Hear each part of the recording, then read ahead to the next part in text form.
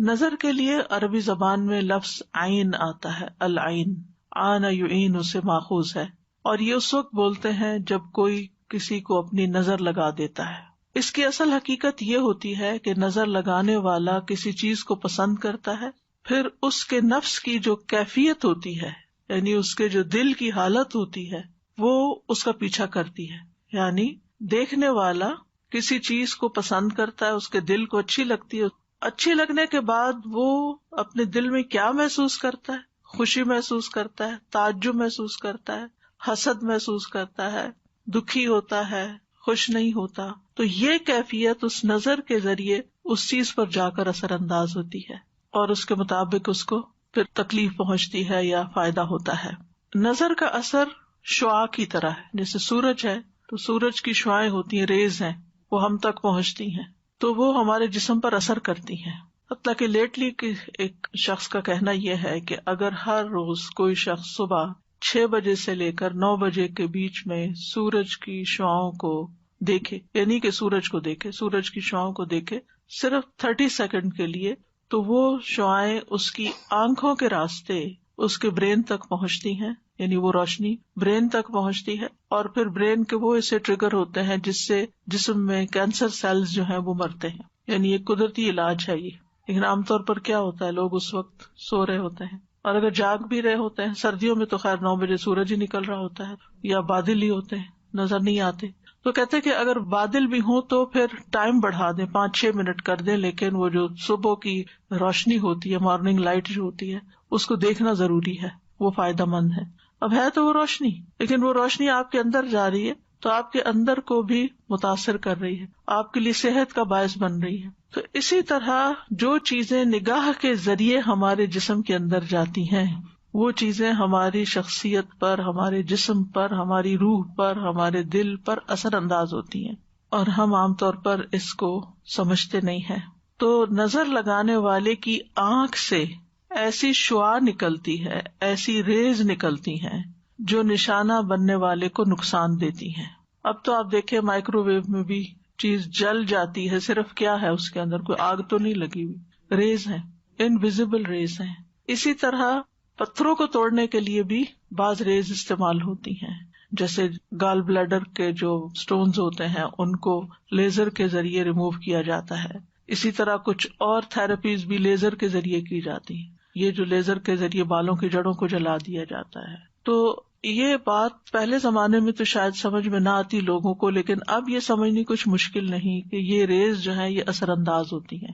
نظر جو ہے وہ حسد کی وجہ سے بھی ہو سکتی ہے، اور اپنے پیاروں کو بھی لگ جاتی ہے۔ اب ڈپینڈ کرتا ہے کہ کس شخص کی نظر کیسی ہے۔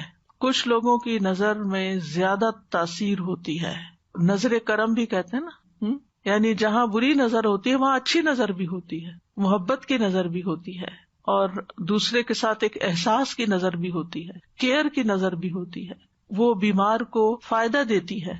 یعنی یہ نہیں کہ نظر صرف بری ہی ہوتی ہے، نظر اچھی بھی ہوتی ہے۔ لیکن جو شخص خبیث النفس ہوتا ہے، جو کسی کی خوشی پر، کسی کی نعمت پر خوش نہیں ہوتا، جو اللہ کی تقسیم پہ راضی نہیں ہوتا، اس کے اندر کی جو خباثت ہے اس کی نگاہوں کی ریز کے ساتھ دوسرے شخص کو متاثر کرتی ہے، اور جو شخص جتنا کمزور ہوتا ہے اتنا ہی پھر وہ وکٹم بن جاتا ہے۔ اسی لیے آپ دیکھیں کہ بچوں کو نظر زیادہ لگتی ہے، کیونکہ بچے ابھی کمزور ہوتے ہیں، ان کو نہیں پتا ایمان کیا ہے، ان کو نہیں پتا قرآن کیا ہے، ان کو ابھی کچھ پتا نہیں ہے، تو نہ وہ اپنے لیے کوئی دعائیں پڑھ سکتے ہیں اور نہ ہی وہ اپنے لیے کوئی دم کر سکتے ہیں۔ اسی لیے پیرنٹس کو چاہیے کہ وہ بچوں کی پروٹیکشن کا انتظام کریں، جیسے انہیں سردی گرمی سے بچاتے ہیں، بھوک سے بچاتے ہیں، نقصان دہ چیزوں سے بچاتے ہیں، بری کمپنی سے بچاتے ہیں، تو اسی طرح دعائیں اور اذکار پڑھ کر بھی ان کی پروٹیکشن کریں۔ حضرت ابراہیم علیہ السلام اپنے دونوں بیٹوں کے لیے دعا پڑھا کرتے تھے، اعوذکما بکلمات اللہ التامات من کل شیطان وہامۃ ومن کل عین لامۃ۔ اسی طرح نبی صلی اللہ علیہ وسلم حضرت حسن اور حسین پر، جبکہ ابھی وہ بچے تھے، ان پر بھی یہ پروٹیکشن کی دعا پڑھتے تھے نظر سے بچنے کے لیے۔ تو یہ جو نظر بد جس کو کہتے ہیں، جو انسان کو تکلیف دیتی ہے، اس میں بنیادی طور پر آنکھ کا ہی کردار ہوتا ہے۔ ابن القیم کہتے ہیں یہ زہریلے تیر ہوتے ہیں، یعنی نظر کے اندر سے جو ریز نکلتی ہیں وہ تیروں کی طرح ہوتی ہیں، جو نظر لگائے ہوئے شخص کی طرف حاسد اور نظر لگانے والے کے نفس سے نکلتے ہیں۔ کبھی اس کو یہ تیر لگ جاتے ہیں اور کبھی خطا بھی ہو جاتے ہیں.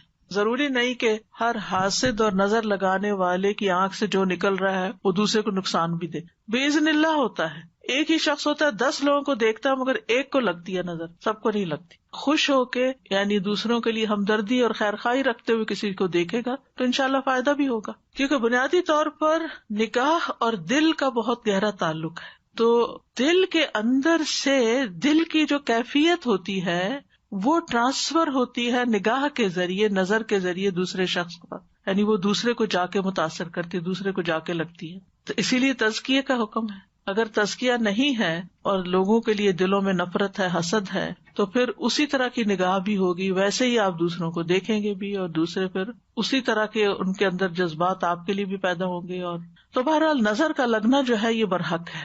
نبی صلی اللہ علیہ وسلم نے فرمایا العین حق, صحیح بخاری کی روایت ہے. اس کا مطلب یہ ہے کہ یہ ایک ایسی حقیقت ہے جو ثابت شدہ ہے, واقعی ہے, یعنی اٹس اے ریالٹی. یہ صرف کوئی وہم و گمان کی بات نہیں کہ نظر لگتی ہے, بلکہ یہ ایک حقیقت ہے کہ ایسا ہوتا ہے. کفار اپنی نگاہوں کے ساتھ نبی صلی اللہ علیہ وسلم کو دعوت و تبلیغ کے کام سے روکنا چاہتے تھے, جس کا ذکر سورۃ القلم میں آتا ہے. وَإِن يَكَادُ الَّذِينَ كَفَرُوا لَيُزْلِقُونَكَ بِأَبْصَارِهِمْ لما سمعوا الذکر ویقولون انہ لمجنون. اور وہ لوگ جنہوں نے کفر کیا یقیناً قریب ہے کہ آپ کو اپنی نظروں سے گھور گھور کر ضروری پھسلا دیں جب وہ ذکر کو سنتے ہیں اور کہتے ہیں کہ یقیناً یہ تو دیوانہ ہے. یعنی وہ آپ کو ایسی نفرت بھری نگاہوں سے دیکھتے تھے جب وہ آپ کو قرآن پڑھتے ہوئے سنتے تھے کہ آپ پڑھنا روک دیں کسی طرح, یعنی اپنی نظروں سے آپ کو نقصان پہنچائیں. وہ تو اللہ تعالیٰ کی حفاظت تھی تو نقصان نہیں پہنچا سکتے تھے, لیکن ان کا مقصد یہی تھا.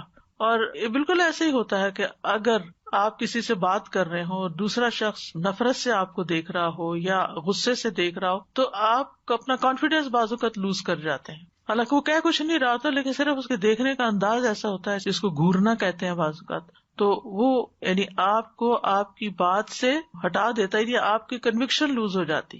ابن عباس رضی اللہ عنہما اس کی تفسیر میں کہتے ہیں اس کا مطلب یہ ہے کہ وہ اپنی نگاہوں سے تمہیں نظر بد لگا دیں. ابن کثیر کہتے ہیں اس میں اس بات کی دلیل ہے کہ اللہ عز و جل کے حکم سے نظر کا لگ جانا اور اس کی تاثیر کا پیدا ہو جانا برحق ہے. اسی لیے اللہ سبحانہ تعالیٰ نے نبی صلی اللہ علیہ وسلم کو حاسد کے حسد سے اور حاسد کے شر سے پناہ مانگنے کا حکم دیا. وَمِن شَرِّ حَاسِدٍ اِذَا حَسَدَ. تو عام طور پر جو نظر لگتی ہے وہ حاسد کی ہوتی ہے جو آپ کی نعمت پر خوش نہیں ہوتا. ابن قیم کہتے ہیں نظر بد کو لگانے کا اصل سبب اور بنیاد حسد ہے. اسی لیے بعض اذکار میں من حسد حاسد آتا ہے, یعنی حاسد جب حسد کرتا ہے اور اس کا حسد اس کی نگاہوں سے چھلکتا ہے اور وہ آپ کو تکلیف دیتا اور نقصان دیتا ہے تو اس سے بھی اللہ تعالیٰ محفوظ رکھے.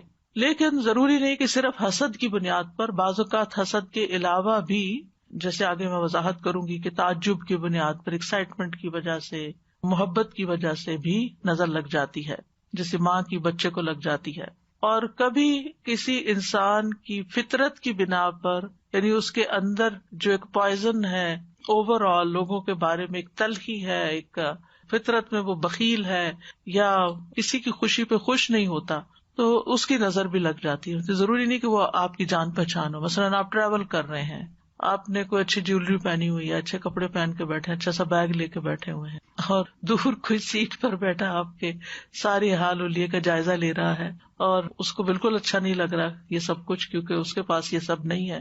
حالانکہ آپ کے بیچ میں کسی قسم کا کوئی تعلق رشتہ نہیں ہے, لیکن وہ صرف اپنی فطرت کی بنا پر آپ کو اپنی نگاہوں سے ایک طرح سے تکلیف دے رہا ہے ان انٹینشنلی, یعنی وہ اپنی فطرت سے مجبور ہے, اس کی نیچر ہے یہ کہ جب وہ کسی کے پاس کوئی اچھی چیز دیکھتا ہے تو اس کو بہت برا لگتا ہے. تو کسی کی بھی خوبی دیکھ کر جو برا خیال انسان کے اندر پیدا ہوتا ہے وہ عام طور پر حسد کہلاتا ہے. ماہرین نفسیات بھی کہتے ہیں کہ انسان اپنے ارادے, خواہش اور توجہ کے ذریعے دوسروں پر بہت جلد اثر انداز ہو سکتا ہے. یعنی اگر آپ کسی کو توجہ دیتے ہیں, آپ اس کے ساتھ خیرخواہی کرتے ہیں, آپ اس کو کسی خاص ڈھنگ پر لانے کا ارادہ کر لیتے ہیں, مثلا اپنے بچوں ہی کے معاملے میں کہ اس کی تربیت کرنی ہے, اس کی یہ بری عادت ٹھیک کرنی ہے, اس کے اندر یہ چیز ڈالنی ہے, تو آپ کا ارادہ ہوتا ہے کہ اس کو یہ پڑھا کے چھوڑنا ہے, اس کو یہ سکھانا ہے, تو وہ چیزیں اثر انداز ہوتی ہیں. اچھا ارادہ ہو تو فائدہ ہوگا، اور اگر برا ارادہ ہے تو نقصان بھی ہو سکتا ہے. لیکن یہ یاد رکھیے کہ یہ سب کچھ اللہ تعالیٰ کی قضاء و قدر کے ساتھ ہوتا ہے، اللہ کے اذن ہی کے ساتھ ہوتا ہے. جیسے جادو کے سلسلے میں ہم نے قرآن مجید کی آیت پڑھی تھی، وَمَا هُمْ بِضَارِّينَ بِهِ مِنْ أَحَدٍ إِلَّا بِإِذْنِ اللَّهِ. تو نظر کا معاملہ بھی ایسا ہی ہے کہ بِإِذْنِ اللَّهِ ہی ہوتا ہے. اور بِإِذْنِ اللَّهِ کبھی نظر لگنے کی بنا پر انسان مر بھی سکتا ہے، یعنی نظر قتل بھی کر دیتی ہے، کبھی بیمار کر دیتی ہے، کبھی خوف زدہ اور دہشت زدہ کر دیتی ہے، کبھی کمزور کر دیتی ہے، اور کبھی کسی کو گرا دیتی ہے، پھسلا دیتی ہے. جیسے وہ قرآن میں لَيُزْلِقُونَكَ بِأَبْصَارِهِمْ، کوئی شخص بلندی سے گر سکتا ہے، کوئی پانی میں ڈوب سکتا ہے، اچھا بھلا تیر رہا ہے اور ایک دم اس کے بیلنس خراب ہو گیا اور گیا. رسول اللہ صلی اللہ علیہ وسلم نے فرمایا، اللہ کی قضاء و قدر کے بعد نظر بد ہی میری امت کے اکثر لوگوں کی موت کا سبب بنتی ہے. ایک اور حدیث میں آپ نے فرمایا کہ نظر بد آدمی کو قبر میں اور اونٹ کو ہانڈی میں پہنچا دیتی ہے. یعنی انسان مر کے قبر میں پہنچ جاتا ہے اور اونٹ کو ذبح کر لیا جاتا ہے اور لوگ پکا کے اس کو کھا جاتے ہیں، حالانکہ وہ اچھا بھلا ہوتا ہے.